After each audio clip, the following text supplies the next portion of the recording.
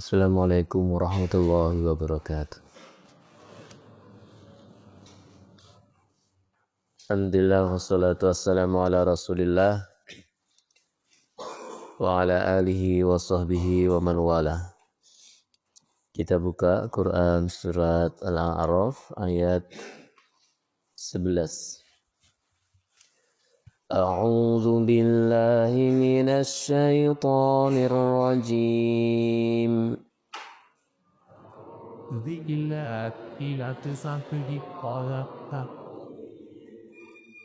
وَلَقَدْ خَلَقْنَاكُمْ ثُمَّ صَوَّرْنَاكُمْ ثُمَّ قُلْنَا لِلْمَلَائِكَةِ اسْجُدُوا لِآدَمَ فَسَجَدُوا إِلَّا إِبْلِيسَ وَلَقَدْ خَلَقْنَاكُمْ ثُمَّ صَوَّرْنَاكُمْ ثُمَّ قُلْنَا لِلْمَلَائِكَةِ اسْجُدُوا لِآدَمَ فَسَجَدُوا إِلَّا إِبْلِيسَ لَمْ يَكُنْ مِنَ السَّاجِدِينَ.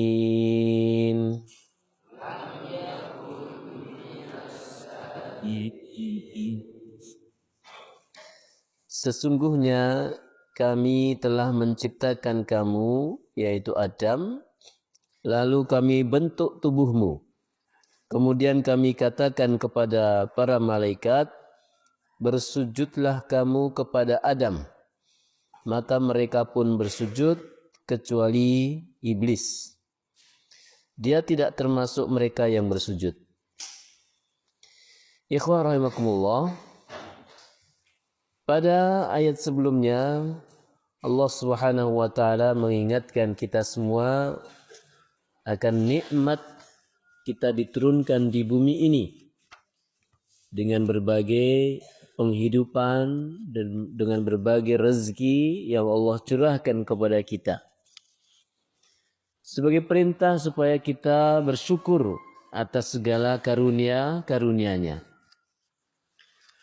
Kemudian mulai dari ayat ini Allah Subhanahu wa taala mengingatkan kita bahwa saat kita beribadah, saat kita mendekatkan diri kepada Allah, akan banyak godaan dari syaitan yang menggelincirkan kita semua dari jalan yang benar, dari jalan ketaatan kepada Allah. Dalam ayat ini Allah mengkisahkan tentang peristiwa penciptaan Nabi Adam alaihissalam sebagai moyang kita semua, bangsa manusia. Pada awalnya kita ini tidak ada, kemudian menjadi ada. Pada mulanya seluruh alam semesta ini tidak ada dan kemudian menjadi ada karena diciptakan oleh Allah. Sehingga semua makhluknya Allah itu berawal dari tidak ada menjadi ada. Dan hanya Allah saja yang dia ada tanpa awal, tanpa akhir.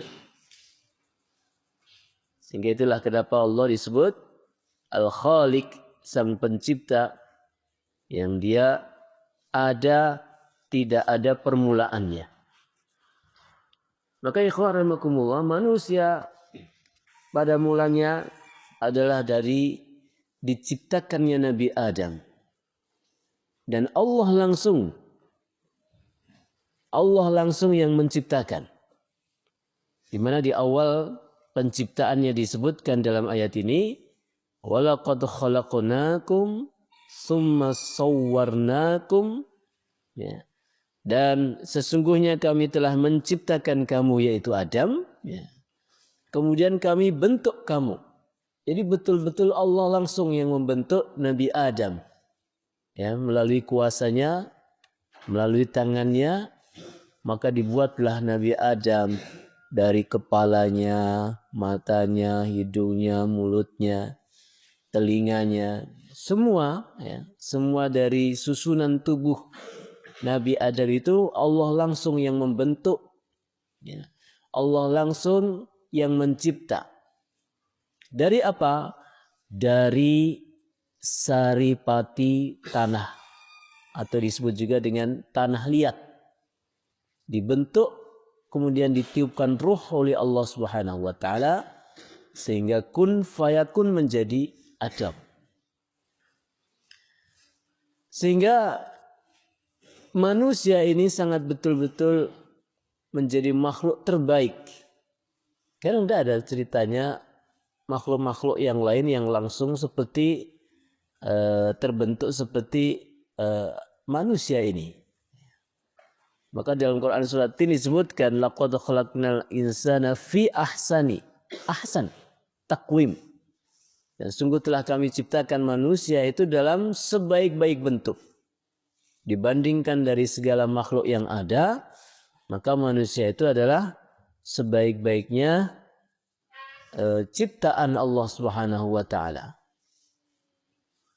Sehingga ikhwan rahimakumullah, ini juga salah satu nikmat ya yang Allah berikan kepada kita. Dijadikanlah kita seindah-indahnya makhluk yang ada dari sekian makhluk yang diciptakan Allah. Nabi Adam langsung dari tanah liat, kemudian dibentuk oleh Allah.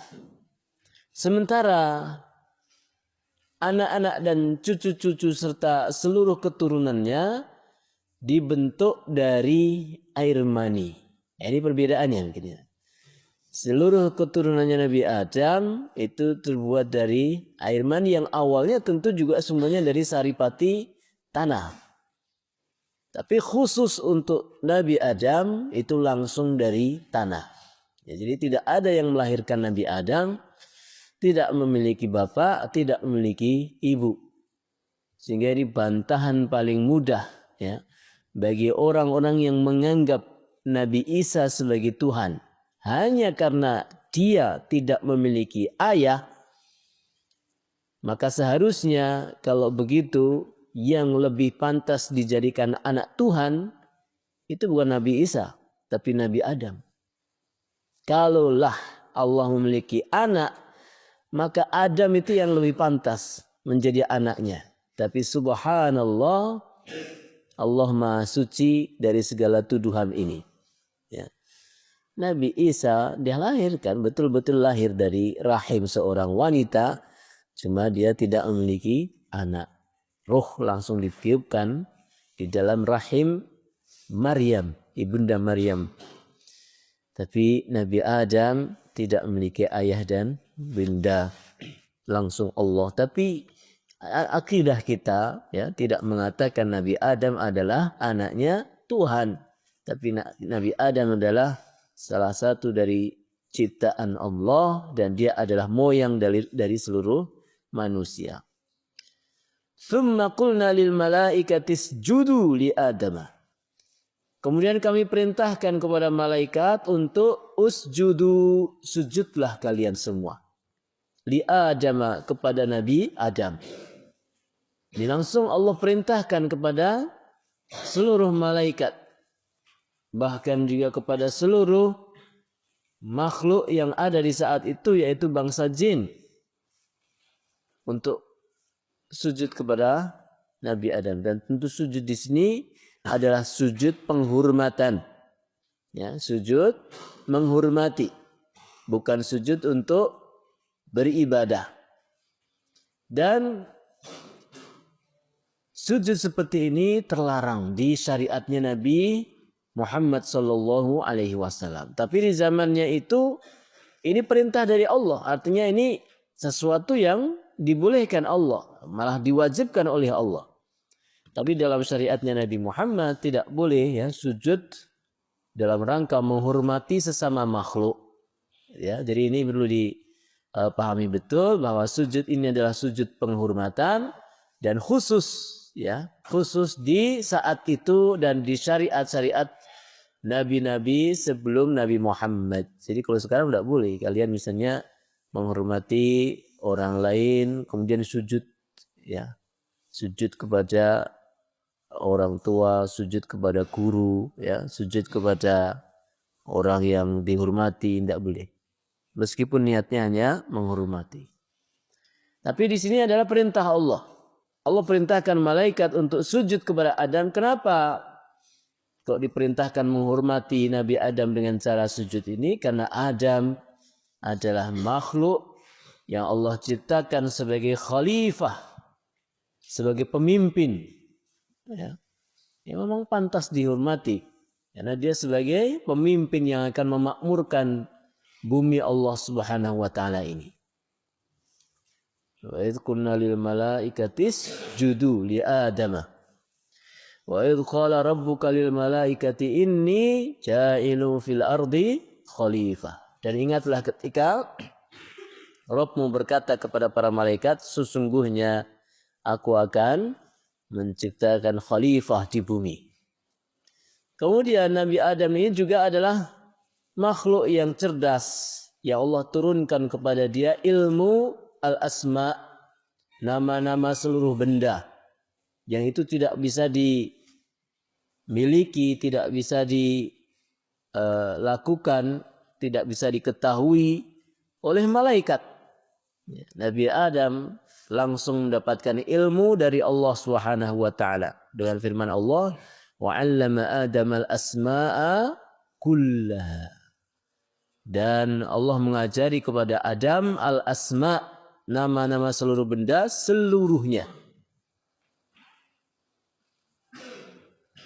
Maka ikhwah rahimakumullah fasajadu, maka malaikat ini paham betul karena ini adalah makhluk kesayangannya Allah, makhluk yang dimuliakan Allah, makhluk yang memiliki kelebihan-kelebihan karena diajari ilmu langsung oleh Allah. Maka fasajadu, maka para malaikat sujud kepada Adam, sujud dalam rangka menghormatinya. Illa iblis, kecuali iblis. Iblis ini adalah seorang makhluk dari bangsa jin, ya, moyangnya jin, ya, makhluk lain, ya, bukan lagi makhluk manusia, ya, tapi iblis ini adalah dari bangsa jin yang dia memiliki sifat sombong, ya, tidak mau tunduk atas perintah Allah. Padahal Allah mereka iblis itu tahu betul bahwa itu yang merintahkan Allah. Dia tahu betul bahwa yang menciptakan dia juga Allah. Perintahnya juga langsung didengar. Tapi karena kesombongannya, iblis menolak. Dia mengatakan sesungguhnya kami lebih utama, lebih baik daripada Adam. Adam diciptakan dari tanah, sementara kami diciptakan dari api. Kami seharusnya yang lebih pantas dihormati. Harusnya Adam yang sujud kepada kami, mungkin seperti itu, ya. Bukan kami yang sujud kepada Adam.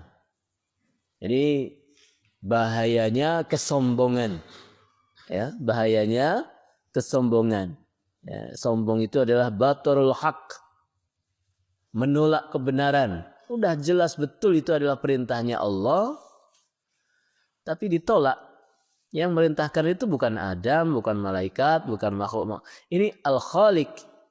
Udah jelas itu perintah Allah yang menciptakan dia, menciptakan alam semesta ini, tapi ditolak.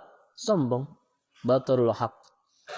Wa ghamtun nas, dan kesombongan itu adalah menyepelekan orang lain. Nyepeleke orang lain.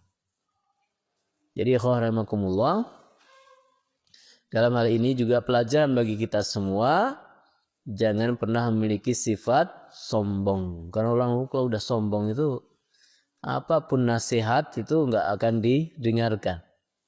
Apapun fakta yang sudah tampak itu tidak mau dipercayai. Ibaratnya orang sombong itu dibilangi matahari itu ada satu, dia enggak percaya. Matahari itu ada satu loh, udah. Karena saking apa? Saking sombongnya.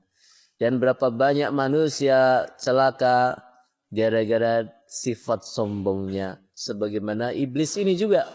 dia dikutuk oleh Allah Subhanahu wa taala sampai hari kiamat. Dan dia akan masuk ke dalam neraka. Dan tidak ada hidayah sedikit pun yang Allah akan turunkan kepada hatinya iblis ini. Selamanya dia akan kufur kepada Allah. Saat ini masih hidup dia. Sekarang masih hidup. Tapi dia karena kesombongannya betul-betul tidak mau beriman kepada Allah.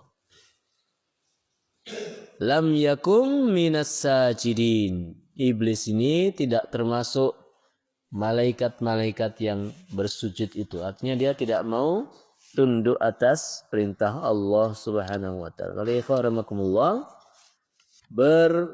Belajar dari apa yang dilakukan oleh iblis ini, mari kita senantiasa menjauhkan diri kita dari sifat sombong. La yadkhul jannah man kana fi qalbihi dzarrah minal kibr. Tidak akan masuk surga seseorang yang di dalam hatinya ada kesombongan meskipun hanya sebesar dzarrah, sesuatu yang sangat kecil. Artinya sombong itu sekecil apapun itu akan menghalangkan seseorang atau menghalangi seseorang masuk ke dalam surganya Allah. Kenapa? Karena perintahnya manusia itu adalah tawadhu, ya, rendah hati kepada siapapun, bukan takabur, tinggi hati, ya, merasa paling sempurna daripada siapapun. Ya, karena kadang-kala ya, seseorang itu mudah saja tertimpa suatu kesombongan. Karena mungkin kulitnya lebih putih, karena mungkin rambutnya lebih panjang, karena mungkin pakaiannya lebih mahal, karena mungkin usianya lebih tua, ilmunya lebih banyak. Sehingga kemudian dia meremehkan orang lain, menolak kebenaran. Disampaikan, dinasihati, jangan nakal, ya, jangan mencuri, jangan ngambil hak orang lain. Marah. Padahal itu adalah sebuah kebenaran. Meskipun disampaikan oleh orang yang lebih muda, ya, yang ilmunya lebih sedikit daripada kita. Tapi kalau yang disampaikan adalah kebenaran, jangan ditolak. Karena kalau nolak berarti ada rasa sombong. Tapi boleh nggak kita suka dengan barang-barang yang bagus? Ya tentu boleh, ikhwan. Ya, selama kita tidak memiliki kesombongan. Satu waktu Rasulullah ditanya, ya Rasulullah, ya, saat beliau menceritakan tentang hadis tadi, ya, tentang tidak masuk surga orang yang punya rasa sombong dalam hatinya meskipun sebesar dzarrah. Maka kemudian sahabat bertanya, ya, ada seseorang yang dia suka dengan baju yang bagus, sendal yang bagus, gitu ya. Apa itu juga termasuk kesombongan? Ya.